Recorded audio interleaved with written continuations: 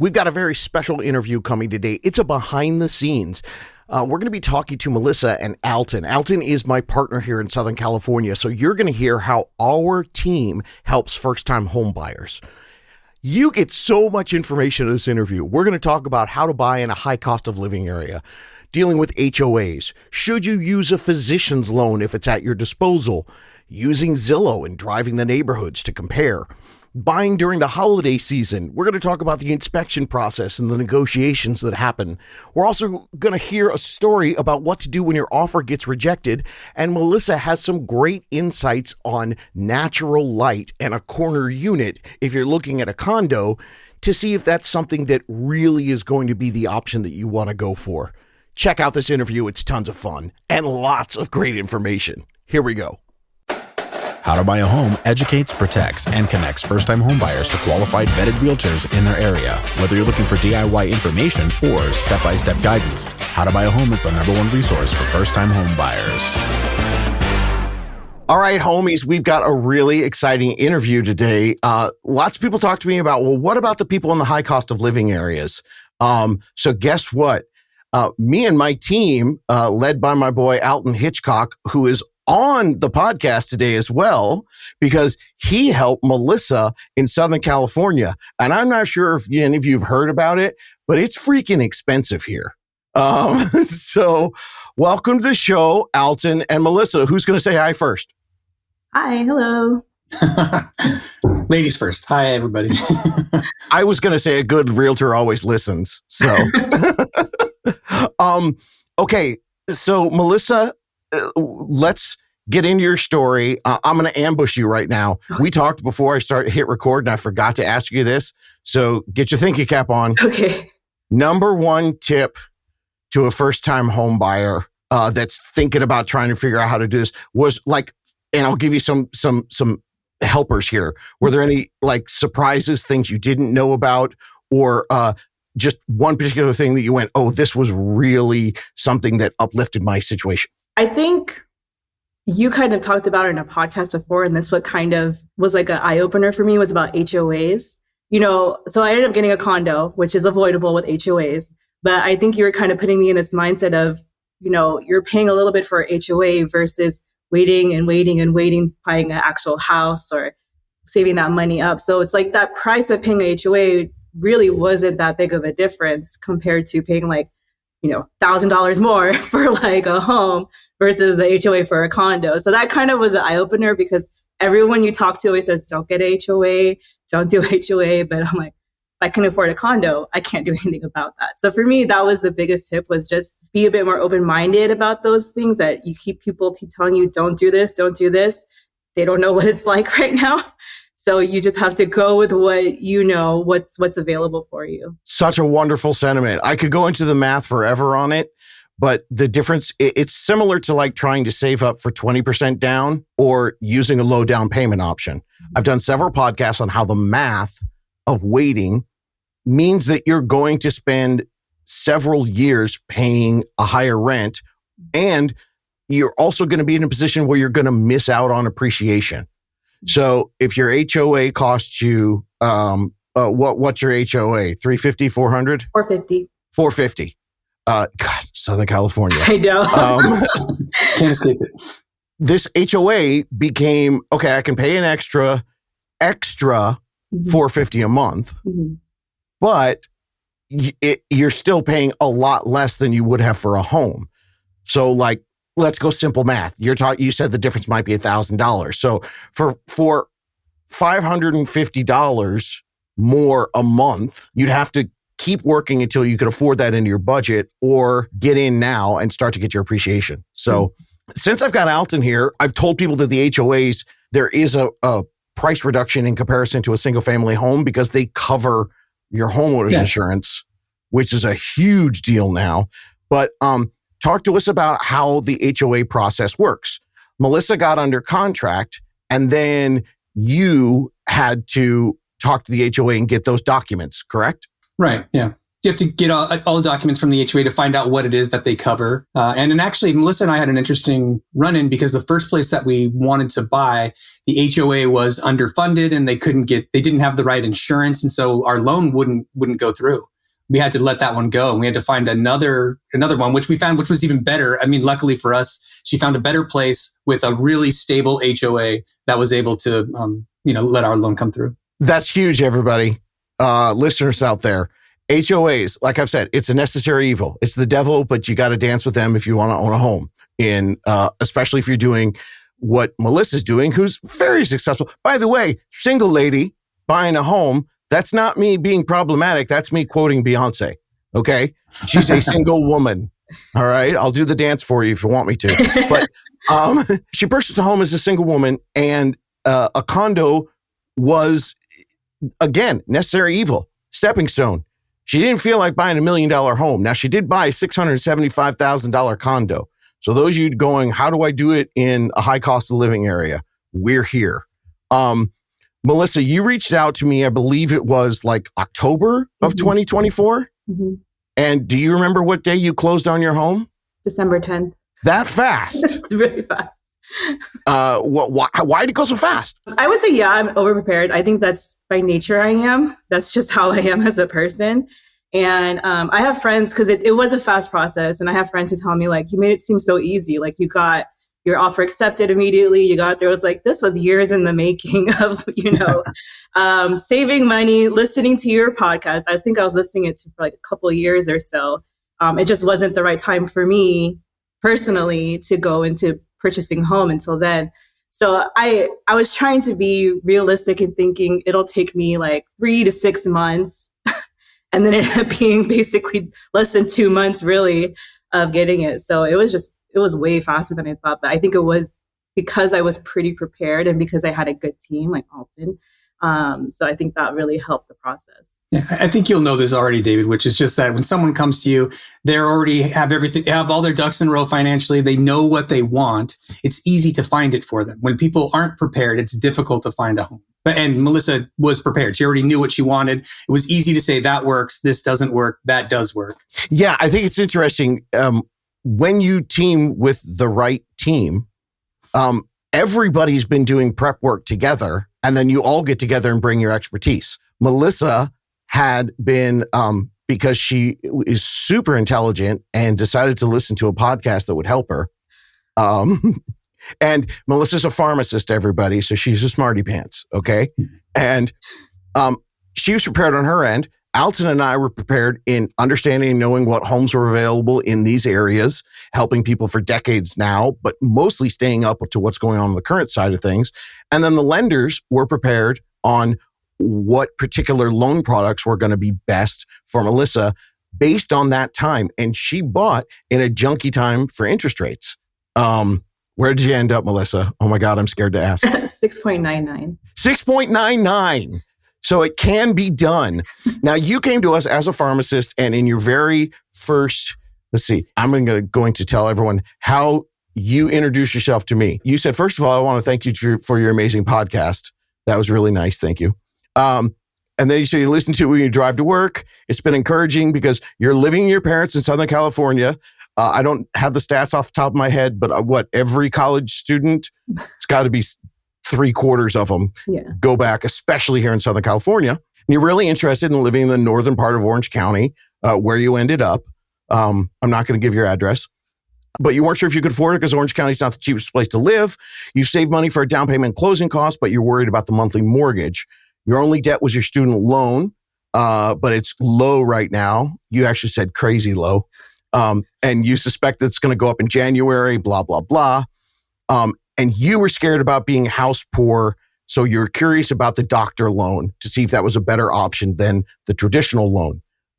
How did that work? So did not do a doctor loan at all. So I worked with an Ethos Lending and I worked with Mario. And I did bring it up because I did hear about it, and it was something I didn't want to not considering, I do have a doctorate. And when I talked to Mario, he just said, they can market anything And so with the doctor loan, when we kind of broke it down, really the biggest advantages with those were you didn't have to have a really high credit score. And you could put zero down, or you could put like very low down payment, which to me didn't really apply because I had money for a down payment. I had a pretty good credit score. So in the end, that really was no advantage versus doing a traditional loan. So that's why we talked about it for 1 minute and the conversation ended and we never brought it up again. Wait, Alton, did you know that? I mean, between the two of us, it's like 3 or 4 decades of real estate. Did you know that the doctor loan was available because it had low credit score availability? No, I never heard that. I mean, no offense. We help everybody. We've had people with 580 credit scores get a home. That's kind of sketchy if your doctor's walking around with a 580 credit score. I'd hope that they're a little more responsible.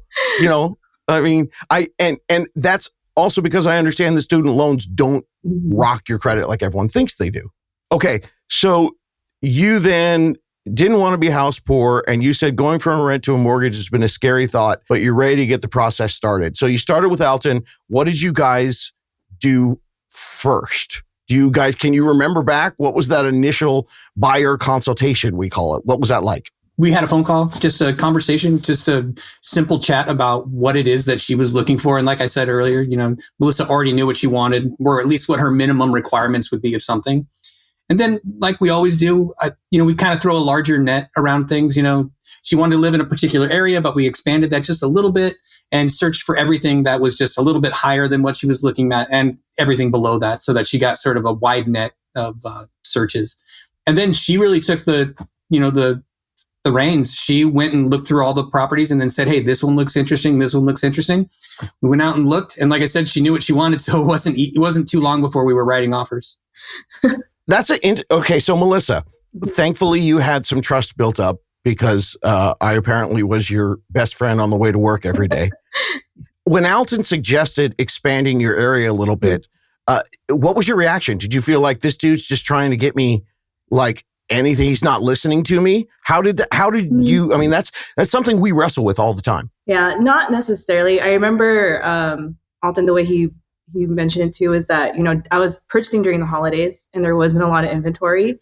And so that's why he did suggest, you know, casting a wider net because there wasn't as many homes. And that made sense to me. And I was perfectly fine with it because I think buying a home is one of those things where you have to be prepared and have an idea, but you have to be open-minded to other options because you just never know. Something might, you know, tickle your fancy and you're like, that's what I want to do. So I was pretty open-minded. Even though I knew what I wanted, I was still trying to be open-minded. That's really interesting. And one of the things we tell people during the holiday season is, although there's lower inventory, anyone who's listing their home, like after, I mean, you were in contract during Thanksgiving. Those people are serious. Yeah. They're putting aside, you know, times where all of us are taking time off and they had to do just as much hustle as you guys did during that time. Alton also mentioned the fact that you did some searching. So 2-part question. Number 1, did you find the partnership of working together as opposed to just saying, you find me the home, Mr. Realtor? How did you find that working for you? And what were your tips and your tricks and your secret? Did you drive through neighborhoods? What'd you do? So Alton did send me some homes too, but I was I'm always on my phone. So like I was very active on Zillow. I had like the email updates every day. So I was just always seeing updates and then trying to find whatever kind of fit what I thought was, you know, what I was looking for. But before because Alton and I only looked at a few homes. We didn't look at that many homes together. But I was kind of doing my own prep work of where I did drive around some neighborhoods, kind of getting an idea. There was some other areas I was considering, like, like kind of Fullerton area. I was considering for a moment because in my mind, I was thinking, you know, there's a lot more cafes, restaurants. It's right next to the mall, like so many things. But then when I kind of drove around the neighborhood, I was like, I forgot this is a college town. There's a lot of youths, not to make me sound old, but there's just a lot of college students. And I was like, do I really want to do that? And at the end of the day, I don't even leave my house that much anyway. So to me, that ended up being like, no, I don't think this is the neighborhood for me. And again, I am a single person. So safety was another thing I considered. So those areas didn't feel as safe to me. So, when we only looked at like probably 4 houses, I think, not too many. I remember one of the homes we looked at before I got this one, it was like near a freeway. And I was like, no, it's just so loud next to the freeway. And the pictures look beautiful on the inside. But when you go inside, there's like no natural lighting. So it's things like that where, Wait. I'm interrupting. Yeah. Say that again, girl. So the pictures looked really beautiful, the interior, but you go inside and it's like a dungeon almost because it was really dark. It was just, there was no natural lighting. I was like, I'm like a plant. I need the light. I can't not, we live in SoCal. I'm not going to not be in the dark. So, oh my God, yes. That's why am I paying this insane mortgage? Yeah. Because it's 72 all year long. I want my windows. Yeah. So I think driving around the neighborhoods, considering those things, because they may look like, because this home looked really nice on Zillow. And I remember there was a lot of people looking at that home too, because they really made it look nice. But then you go in and I was like, no, this wasn't for me. As it turns out, she ended up getting a corner unit with windows that wrap around. So She's got tons windows. of natural light now. So, okay, high cost of living people, huge tip right there. Corner units. Gigantic. You're only sharing, typically one wall if you're an upstairs downstairs unit. Are you an upstairs downstairs? What most people think as a townhome? I'm upstairs, but I don't think anybody's below me. It's your garage, I think, that's below you. My garage below me. Yeah. So that's a carriage unit. Is it a single story? No, it's 2. And so you're on the end, your garage below you. You only got neighbors on one wall, and you got the wraparound 2 walls of light coming in. Really important that, because people will be like, hey, David, hey, Alton, tell us about, hey, that one looks great on Zillow. And even though we have walked through hundreds and hundreds, thousands of different homes, some professional photographer can have tremendous lighting. Yeah. And you really can't know unless you do the walkthrough, which is really funny because in juxtaposition to what you're talking about, a lot of people out there that have been looking at home after home after home, your search was actually really small. You only saw 4 homes or so. So the combination between being incredibly prepared, that led to you guys only looking at a few homes. And then you walk into one, you can tell right when you get past the threshold, these guys fooled me, bait and switch, and you're out. What did it for you about this one? Tell us the things you got and tell us the compromises that you had to make because you didn't feel like spending another $1,000 in your mortgage. So one thing was because it was a corner unit and that lighting was that was a big thing for me too. There's so many windows here. But the lighting was really good. That's what I really liked about it. I think you have the best video of anyone I've interviewed. Yeah. You have so much light. Lighting, right? Yeah. The lighting is beautiful. It already had, I wanted hardwood floors. It already had hardwood floors. I didn't have to worry about that. That was one less expense. It had everything I needed. There was things that have to be updated, more cosmetic things, but nothing major. And it just had a couple, I would say, more unique things that I did. I have a little archway to my primary bathroom. I have a double door to my primary bedroom. So those are just kind of unique touches that I did appreciate. And it was in the neighborhood. So this home actually, because we mentioned there was one home we originally put an offer for. That one fell through. This one was just down the hill. So it was very similar neighborhood. Again, because safety was another thing I considered. It had a gated community, which was what I wanted as well. So those are the things. I think as far as sacrifices, again, it was just more cosmetic things, just updating things, the kitchen, the bathroom, but everything was working. Everything was fine. It's just more my personal preference of, colors, cabinets, things like that. Okay. You brought up something interesting. But before I say that, I have to ask, do you ever close the double doors to your bedroom and open them in the morning like you're a queen? Yeah. Of course. I paid for the double doors. Then she could walk out to that balcony and do an Evita solo. It's so yes. Oh, that's fantastic. Okay. Her place really is a jewel, though, and in her community, it is. It's it's inside the community, but not at the very end. So there's no road noise or anything, and it's right on the corner, and it overlooks the rest of the community. It's just that's what I told her when we saw it. This is when we go to resale someday, this is going to be the one that people want. So, and that's crazy because again, during the holiday time, so the pros and the cons. Not as much inventory out there, but because you had the professional partnership with Alton and us, you got to see it was a jewel in comparison to the few that you saw, but then you also got the confidence of having someone that you trust going, oh my God, and pointing out everything that he just pointed out. There wasn't as much inventory, but the one that was fantastic. And then you had less competition. Mm-hmm. Not that I fear competition, because I know that we wrote an incredible offer for you. Were you in a bidding war? The first home that fell through, there was one offer. So we had to put a counter offer, but we only went up like 1%, I think, from asking. So it really wasn't, and then it got accepted like in 2 hours. So my offer was pretty solid, but then, everything fell through. And then this home. Yeah, because they knew the HOA didn't have any money. Yeah, so that didn't happen. And then this home, I don't think there was any other offers. It was, or at least when I put my offer in, that was the only one, I think. How did the process go for you, Alton? What were did you end up talking with the listing agent? Were they just so dazzled by the paperwork that you sent in? What were the things that you did that got this one accepted? It's the same thing I always do.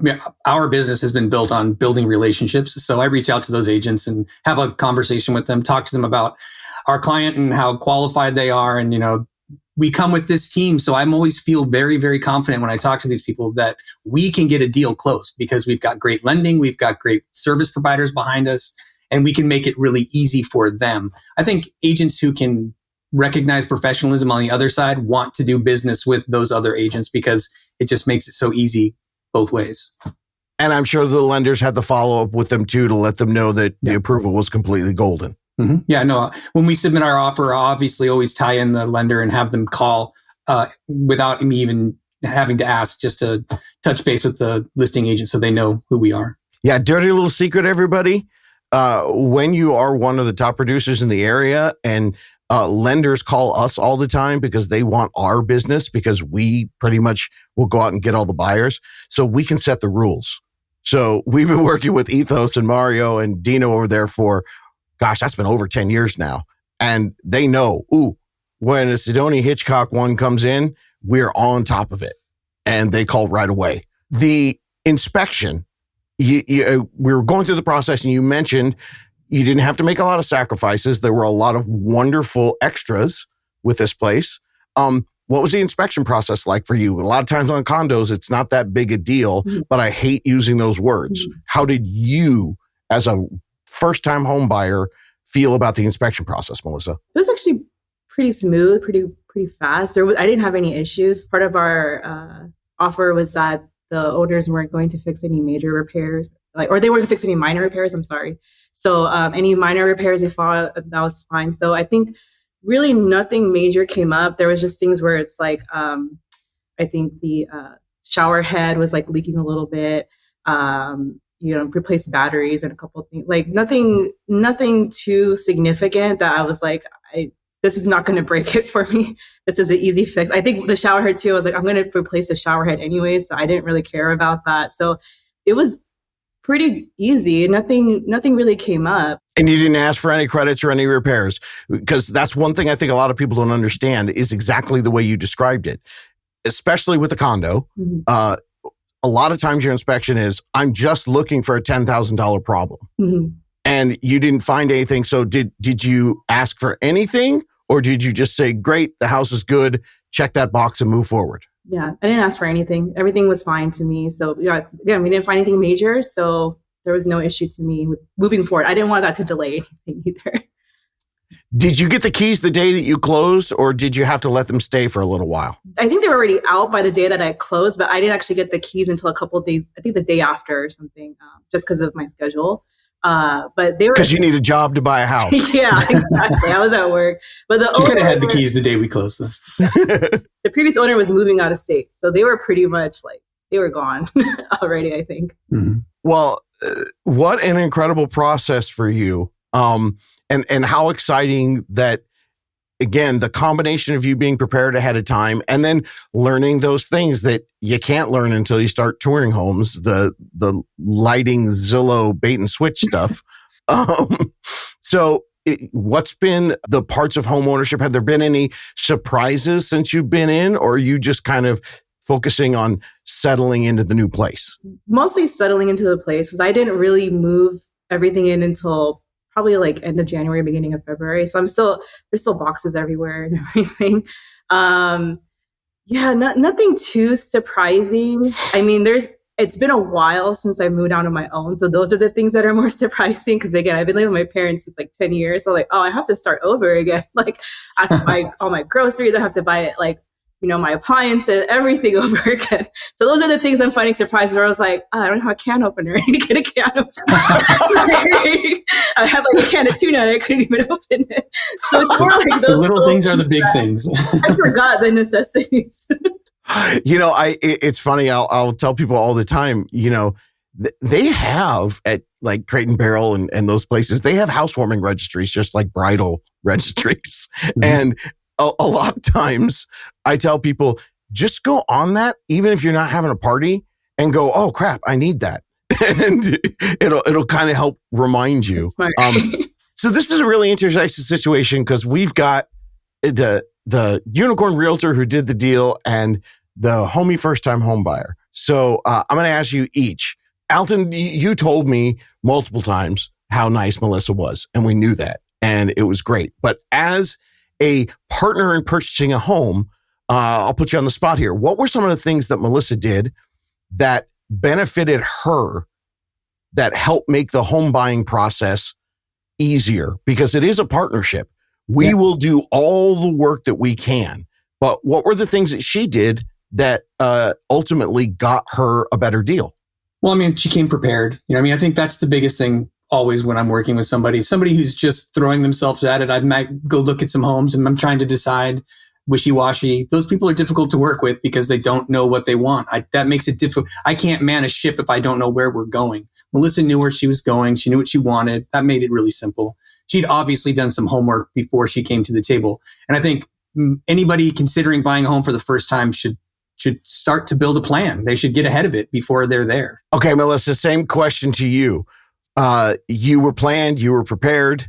You found the podcast, and I appreciate you listening for a couple of years, and then you got thrown into the tornado, and we did it in weeks. So what were some of the things that your entire team, realtor and lender, what were some of the things that helped you, that you really felt like were things that helped you get to this finish line? Well, with Alton, I think just more encouragement, because again, this is my first home and I'm by myself. I didn't really have anybody I could talk to who understood real estate. I mean, my parents bought a home back in like 2000. So that's so long ago. They would try. I didn't really talk to them too much about it because I knew they would give me input and I knew it would be wrong. And I just didn't want to listen to that. So I think Alton kind of just helped guide me, when we did get the offer and kind of explaining things, putting it in terms that I would quickly understand. As a pharmacist too, I dispense medication, I counsel on things. We always say you have to do it in layman's terms. Don't throw in those medical terms that people won't understand. And so that's kind of what Alton did too. You kind of helped put it into easier terms for me. The first home we did look at too, I was kind of a little scared because I thought it was going really fast, putting an offer in. But he's like, just if you like it, just put an offer in. You're not going to lose any money or anything. If inspection comes through and something we find, no worries. And that's what happened, is that we did go through it. We went our contract. It fell through. I did put some earnest money, but I got it back. There was no harm, no foul, really. So I think that was what really encouraged me, because I needed someone to kind of guide me and to do that. I didn't have anybody else like that. And then with the lenders too, Mario, again, we talked about loans. I'm a person who likes spreadsheets. I make spreadsheets for fun. For fun? Yeah. You mentioned Beyonce earlier. I bought tickets with my friends for Beyonce tickets last week, and I made a spreadsheet for that because I had to just be prepared. So oh my God. I am that person. And so Mario, when he broke down the numbers, he did have a beautiful spreadsheet, kind of showing me what the estimates would be. I think what I mentioned before about whether I could afford the monthly mortgage and everything. So he broke it down if you bought a home that was $675 versus a home at $700 versus $750, this is what your monthly would be. This would be with the HOA. So that was very, very helpful, putting those numbers in. And even when we put an offer in too, I said, this is what my offer would be. How much would this cost per month? And then he did it very quickly. He was able to put the numbers in. So that, for my mind, that helped me put at ease too. Okay, this leads me to two huge tips. One, spreadsheet mama. That's what I'm calling you from now on. Do you do your own taxes? I do. Okay. I'm in the middle of doing them. Okay. Have you understood, or do you comprehend and realize that every single part of your moving costs, because you closed in 2024, is a deduction for 24? I haven't gotten to that part yet, but I've been reading a little bit into it. Talk to Mario, get your closing statement, your closing costs, which is crazy because it actually kind of includes like your partial mortgage and all that, but because it comes under closing costs. So if you had a CPA, all you need to do is get them your closing statement. I'm not giving tax advice. I just have heard from several clients and several tax professionals that work with the clients that depending on what state you're in and where you're at, moving trucks, boxes, packing supplies, all of that moving stuff can fall under depending on how you file your taxes. So that's something for you to think about because we still got time here before you file. Mm-hmm. And then the second thing, this is what I want to kind of finish this interview with. You mentioned it quickly because you've been through the process. So imagine I'm at your consultation counter right now at the pharmacy and you're handing me a drug I've never taken before. Okay. Explain how you bought a home. You went into a first contract and you had to give earnest money, which around here was a lot. I'm guessing, what was that, like 15, 18 grand? Something around there, yeah. Something around there? 3%. 3%, yeah. Why were you not worried? And because the deal fell through and you said you got your money back. Mm-hmm. I mean, was that part of the consultation with Alton as far as understanding how that worked? Yeah, definitely. He did emphasize, you'll get your money back if there is any money put down. There really was no loss to me, money-wise. Maybe some time, of course, but in the long scheme of things, that's not a big deal. I mean, I still closed within like a few weeks after that. So, I think it was just that encouragement from him that I would get my money back. I did read the fine print as much as I can too in the offer and like understanding the circumstances where I wouldn't get money back. And I knew like, that's not really my situation. I don't think that would be my situation. So I think it was the combination of that. In California, we have what we call the contingency period. It's called something else in other parts of the country, due diligence, conditions, different things. It's that buyer beware period. And you have to sign off and say, okay, I'm good. And once you guys got to look at the HOA numbers, you are definitely not signing off. And a cancellation is within your rights as a buyer. Mm-hmm. A lot of people don't understand the buyer, the contract, definitely in California and pretty much throughout the rest of the country, the contract is more protective to the buyer than it is the seller. And there's one simple reason for that. In an appreciating market, let's say you put your offer in and you got accepted there before Thanksgiving. And then somebody's parents come in at Thanksgiving time and see the condo and put an offer in $50,000 more than yours. If the seller gets that offer and decides, well, I want this higher one, the contract protects it so that they can't bail on you. So you have all the protection. And if you're not comfortable moving forward, little lesson for me. That's me at the pharmacy counter. Take with food. Thank you so much, Melissa. I really appreciate it. Did I miss anything or did we cover everything in our conversation? I think we got pretty much everything. But thank you for having me. And now I know I have my home now. I get to enjoy my mortgage living here. Enjoy that mortgage. I mean, I'm so glad that you talked about feeling safe as a single person. That's such an important part, and I'm glad that your plant person that you said you are is getting your light, and it does look beautiful. Alton, thanks so much, buddy. Hey, my pleasure. Anytime. All right, gang. We'll see you next time. Bye-bye. Well, there you go, homies. As you can see, we don't just sit here and talk behind the microphone about first-time homebuyers. We are involved day to day. We know what's going on in the current market, what's happening right now. So we're giving you actual boots-on-the-ground information so that you can make sure that no matter what's happening in 2025 or heck, even 2026, you can be an informed, educated, and well-guided buyer. If you're ready to go, head to howtobuyahome.com and hit the Ask David button or ask me for a unicorn. We'll get you someone in your area that can give you the expertise to help guide you to your own perfect happy ending. And hey, listeners, do me a favor. We're so thankful to all of the homies that come on and share their stories. Do me a favor, share this with your friends. Write a review on Apple or Spotify. It'll really help us in the show. We're trying to get the message out to as many people as we can so that first-time home buyers feel like they actually have a leg up in what can be a really tough market right now. Thanks again, homies. You can do this. Looking for more DIY education or your own personal step-by-step guidance through the home buying journey? Since 2019, How to Buy a Home has been the #1 resource for first-time home buyers. So visit howtobuyahome.com to get started.